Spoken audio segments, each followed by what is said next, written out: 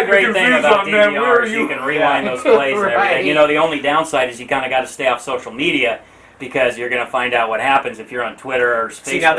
That's the worst part about it, and especially being in an environment where I work at, where everybody just wants to come in and let you know what's going on, or when people want to sit there and talk shop with you, and you're just kind of like, la la la, I don't even want to talk to you right now. And so that's the thing, is when I come in the morning, I let everybody know on a big whiteboard, I'm on DVR status, homie. Seriously, so beyond this point, don't talk to me like that. I don't mean to be rude, just don't talk to me. I'm watching the game later with my wife, and that's usually how we watch the game, home or road. And what's great about this 5:30 start, I'm off at 3, so by the time I get home, I'm ready to go. So I'll put on the throwback Largent jersey. Yeah. She's got the new road white 12s, and the kids will pop on their jersey, and we'll sit there with I'll sit there with a nice little 6-pack of Blue Moon. I got a nice little spread out for the family, and we'll sit there and enjoy it together as a family. That's cool. It's fantastic. That sounds like a great time. Yeah. Speaking of which, if you guys want to come up to the old woodshed up in Granite Falls, up in the forest, man, you guys are more than more than happy to come up to the I'll be saying, get in the kitchen and cut me some eggs, bitch. You think I'll get what kind of service you think I'll get from Steve? Oh man, you might get a fight, man. You can't say that at his job. You can't say that in a man's house. Right.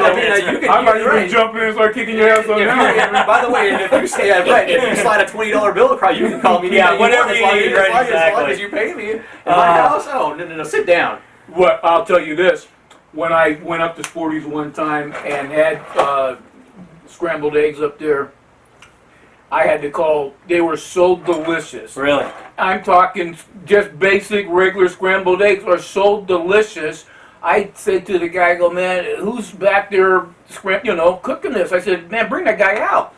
And that was the first time I met him. No shit, really? And he was like, hey! And I was like, hey! That's awesome. Yeah, they were delicious. Yeah, he came up to my bunker. Yeah. Well, we'll get up there. Yeah, no doubt. All right, the time of the show where we give our predictions for the game, and this is going to be interesting because I usually say I don't think any of us are going to pick the Hawks to lose, but this might be a different situation. Now, if you choose to be a homer and pick the Hawks just because you're hopeful, that's cool. If you want to be a realist and you think the Hawks are going to lose, I want to hear it. I've got 2 scores in my mind, so I'm going to go last. No, I don't want to go last. I want you to go last because I love the way you wrap it up. Steve, I'm putting you on the spot. Yeah. You're going to go first. I'll go second. Well, I'm not gonna be the quintessential 12 or anything like that. This game is pretty much cut and dry. It has nothing to do with last week. It has nothing to do with Cam Chancellor. It's just X's and O's straight across the board.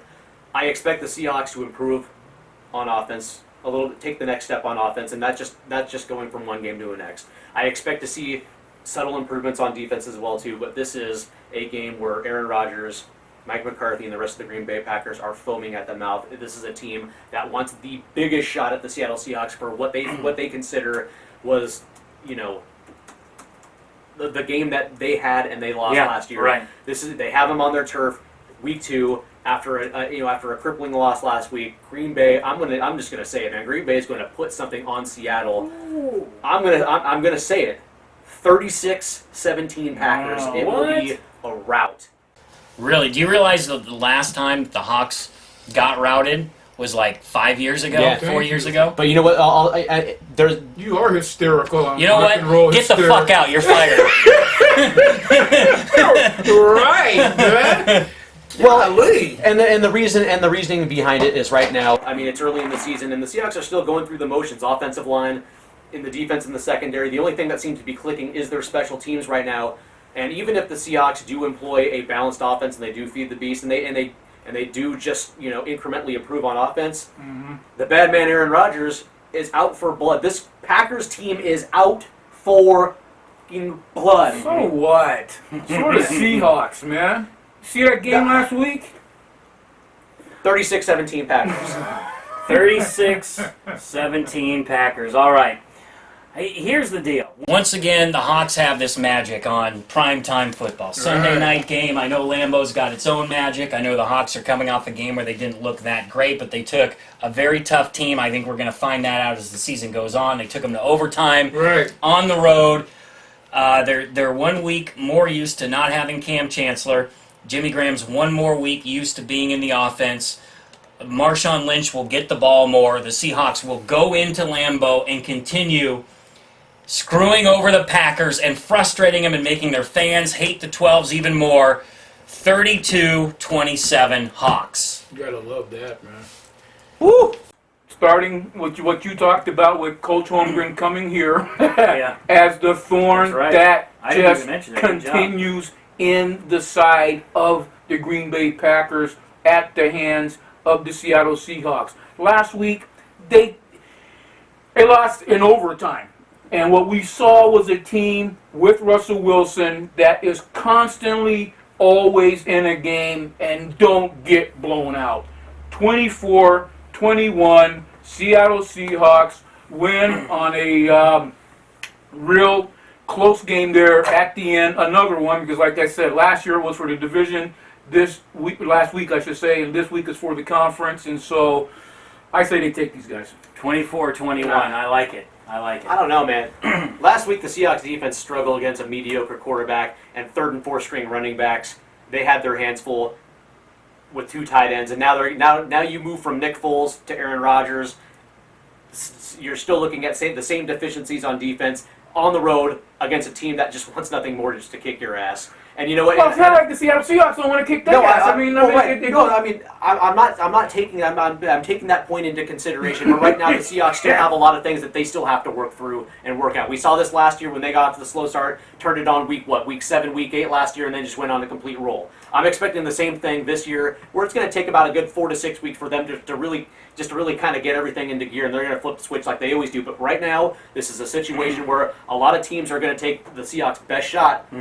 The Seahawks are going to take the brunt of a lot of teams' angst. Should the Seahawks fall to 0-2? Should Insider Steve be correct in his prediction? Let's not forget last year the Green Bay Packers started the season 0-2. And what did Aaron Rodgers say to all his fans and everybody? Relax. I don't know if I'm going to be able to do that if the Hawks go to 0-2, but I guarantee you that the Seahawks are going to be having that mentality. Relax. We're fine. We're okay.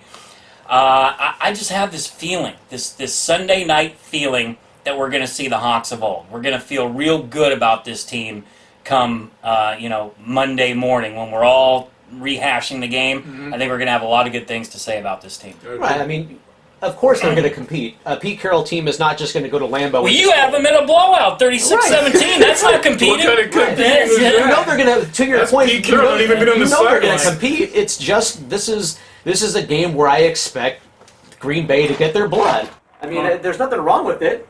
It's just it just seems to me that this would be a game where Aaron Rodgers is going to have what we consider a typical Aaron Rodgers game, and you're going to see the Seahawks just take incremental steps to where they need to get to before they flip the switch on the season. But this is going to be a game where you're going to see the deficiencies as we saw last week. That's all. And even if you're right, and going back to what you said about Aaron Rodgers, but not just Aaron Rodgers, look at the Seattle Seahawks last year. If the Seattle Seahawks season last year taught us anything, it's that you have to let a 17-week season Progress. play out. Yeah. Once you pop that cork on the, bottle from last week, you got to let that 17 weeks breathe. And so, Exactly. it's just going to be another exciting game that the Seattle Seahawks are going to be a part of. And The old adage, you can't win a division in week 2, but you can sure lose one. So I mean, it's just take the time just to take a deep breath and understand exactly what we're not even at the quarter pole of the season, first quarter pole. So just relax. Everybody just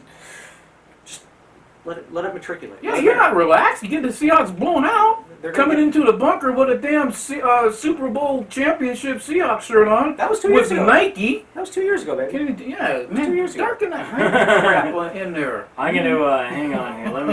Let me pull this up here real quick. By the way, if I'm wrong, then you know what? Unlike Stephen Hauschka, I'll admit it.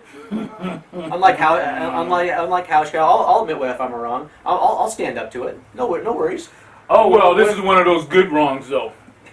Yeah, that's right. Well, you're right. I don't want to be like, we're gonna let you off the hook on. I don't want to be the asshole who comes in the bunker like, nah, they're gonna lose. Sure enough. Here's what we've got for the morning games. We've got the 49ers at the Steelers. Good game. Division game to keep our eye on. The Cardinals are at the Bears. It'll be interesting to see if the Bears are for real. They Bears put are up horrible. but they put up a lot of points on Green Bay, so you never know how that's gonna going to shake out. I'm excited to see that. And then the Rams at the Redskins. That's the morning games.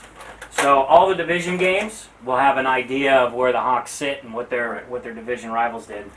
By the time kickoff is on NBC, Chris Collinsworth and Al Michaels. Al Michaels, the limelight, the big time. The Hawks will do it. Come on, man.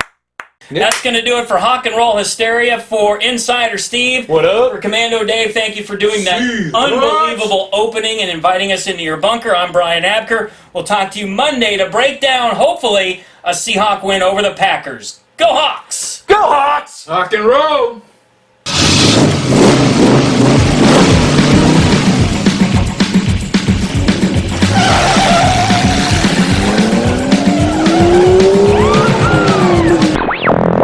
Good evening.